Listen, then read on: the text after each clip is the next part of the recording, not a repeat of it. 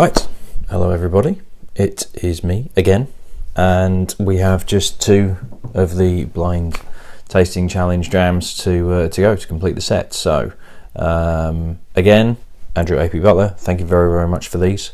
Gave me 12 at the end of the Dram A challenge, and it's taken me over 6 months to get through them, so apologies to Andrew, but it's certainly been very interesting going through them, particularly in a blind fashion.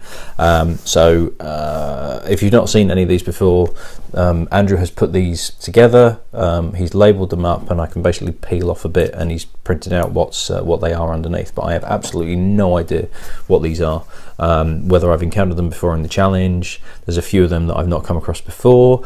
They're not just Scotch, there's been a Japanese, there was a bourbon, there's been all sorts of stuff in there, so it's completely blind, no clue whatsoever. So the first one, I'm going to do both of them tonight, but I'll do them in 2 separate videos. So the first one I should do is that one. So we'll save that till later, put that over to one side, and let's crack on.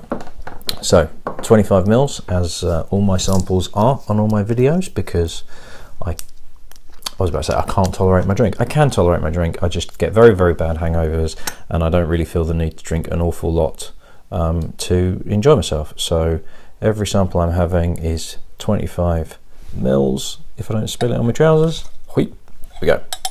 So I haven't got any water. I'll just have to hope it's not cast strength. I don't think I've had any cast strengths yet. Actually, no, I have. And the other thing I need to do while I remember is get my phone out, so that when I find out what it is, I can tell you how much it is, where it's from, if I don't know where it's from, etc, etc. So we'll leave that out of the way so it's not distracting. So I haven't got a white background behind me. I do have a bit of paper here, so this might give you an indication of the colour, but it instantly looks fairly... There we go, that's better because of that spotlight that's above me. Not pale, but not particularly deep compared to the last few that I've had. If you watch the last few videos, the colour has been pretty intense, and from what I can gather, they've not had any colouring added. Whereas this is considerably paler than the others. It's still a sort of a healthy looking colour, but I think it's because the previous ones I've had have been so dark that this looks a little bit, it's almost like it's watered down. It's sort of on the edges of the glass. As I look through it, I've got a white sheet just over here that you can't see, so I can actually look at that and look at the colour, and it looks like it's slightly watered down around the edge, as though it's had some water added to it already. It just looks a little bit, it's just a little bit lackluster, but I wouldn't say it's pale. There's just something about it, and to be honest, just the way it runs around the glass as well just seems a little bit light. I don't know, it's a bit strange. It's kind of throwing me a little bit. Anyway, onto the nose. Quite malty, but there's a little element of graininess to this, and it suggests it's a blended whiskey to me. There's a little bit of an edge to it. There's this sort of malty character to it that is suggesting there is more whiskey in it, but there's this edge, there's this slightly dry, not quite metallic graininess to it. So I'd be inclined to go with a blend. Now, way back when I did one of the first blind tastings, he did a, God, what was it? Hanky Bannister 40-year-old, I think it was. So he has put blended whiskies in this set, and there's just this edge of a slight sort of harshness, a hardness to the nose that suggests it's a grain whiskey. I'm gonna go with Scotch because of that grainy element. I don't know if there's this colouring taint, for want of a better word, that I can sort of pick up. I'm not saying, you know, I can tell if there's colouring added to it, but there is an aroma, a sensation that I associate with colouring being added, and it's not quite there. So I don't think colouring's been added to it, but I'm gonna go with a blended Scotch because of the maltiness that's there. If it's an Irish blend, it's not a pot still. There's not that pot still juicy blackcurrant blackberry element that I get with Irish blended whiskies that's got pot still added to it. I'm not picking that up. I'm picking a malty Scotch character with the hardness of grain. So it's really screaming blended whiskey to me. It really is. And I'm going to go with 43%.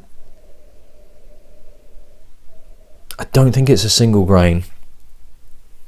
He could be really cheeky and put Hay Club in, and it turns out it's Hay Club, and actually I'm just picking a lot more than I've ever had from Hay Club before, but I don't think it is. But I'm gonna go with that. If it is a single malt, I'd say it's pretty young, probably unaged, and I might just be picking up the youthfulness, the vigor of youth of such a young whiskey. You know, we're talking maybe no age statement where it's like a, I don't know, 5-8-year-old, something like that, and I'm picking that up as the grain in a blended whiskey. But I'm going to go with, there's a slight lemoniness to it as well. There's a citrus edge to this, and it's a lemoniness that doesn't quite, but starts to move slightly towards washing up liquid, but it doesn't quite get there. But it's dangerously close to. There's the merest hint of a slight soapiness.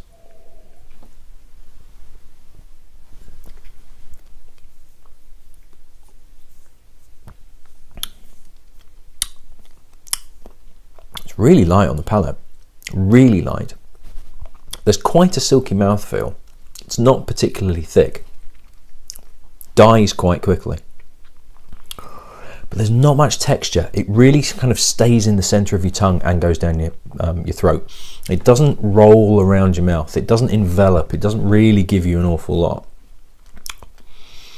It's drinkable, it's eminently drinkable. There's nothing wrong with this. There's no harshness. This could be quite a big name. It could be even something like grouse. There's a slight creaminess to it as well. It could be grouse, because that surprised me. That genuinely surprised me how drinkable that was, and there is that in this. The mouthfeel is, like I say, pretty silky, but it's not particularly full. It's not particularly deep. There's not a huge amount of complexity on the palate at all.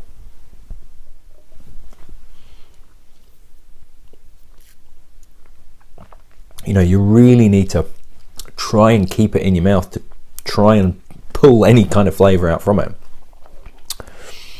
I'm gonna say 40%. There's not a great deal of power to this, but there is nothing wrong with this. I'm not sure if it is a blend, because I'm not getting the graininess that I was getting on the nose, on the palate. It's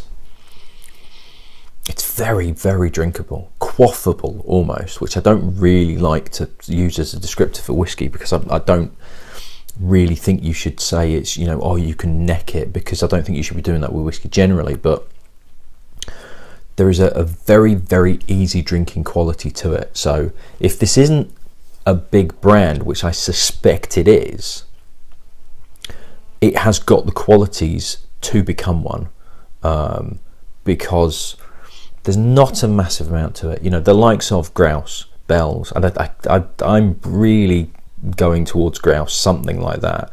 The likes of that, they don't have a lot of complexity to them, because they're trying to get a very mainstream market. They just want drinkability and a classical whiskey style, as it were.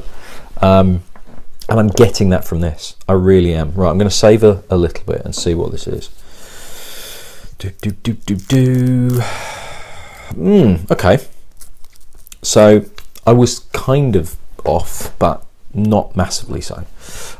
It is, if you can pick that up, Cardew 12-year-old. Cardew 12-year-old pure malt.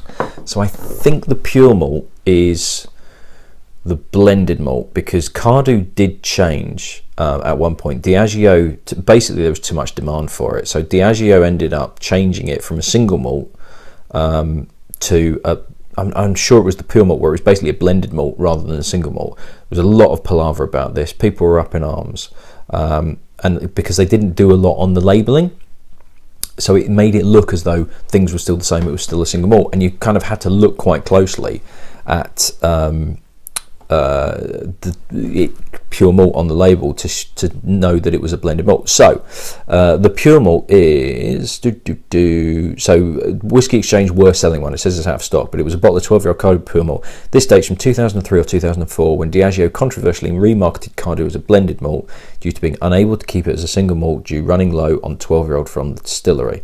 So it really did create a massive stir in the market, but essentially because they hadn't done anything with the label, it was kind of like you're actually lying to us. You're pretending this is a single malt when it's not.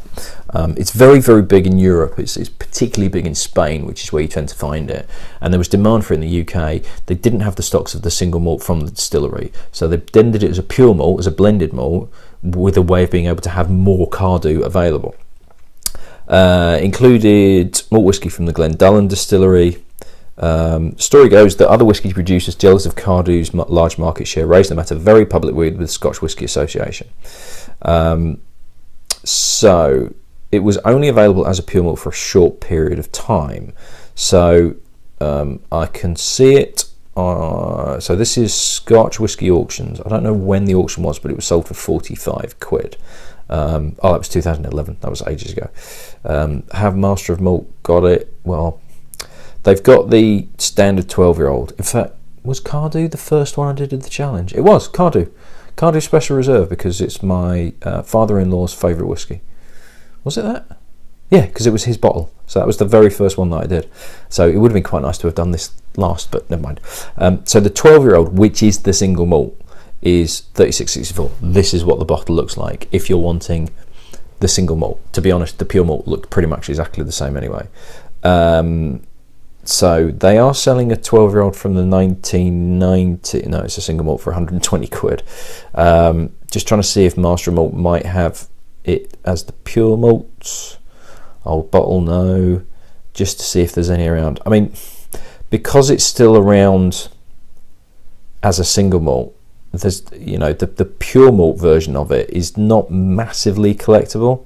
So another auction from that was January this year, £34.50. So it's not massively collectible, to be perfectly honest. But yeah, it's drinkable.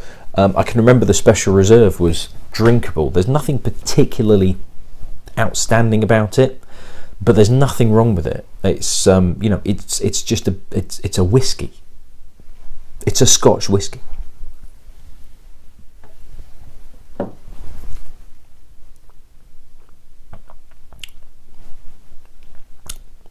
That was the rest of the glass. That was a pretty big mouthful. Not a great deal from it. Little bit of oak. There's a little bit of honey. There's a malty sort of Cheerio cereal character to it. It's pleasant. It's pleasant.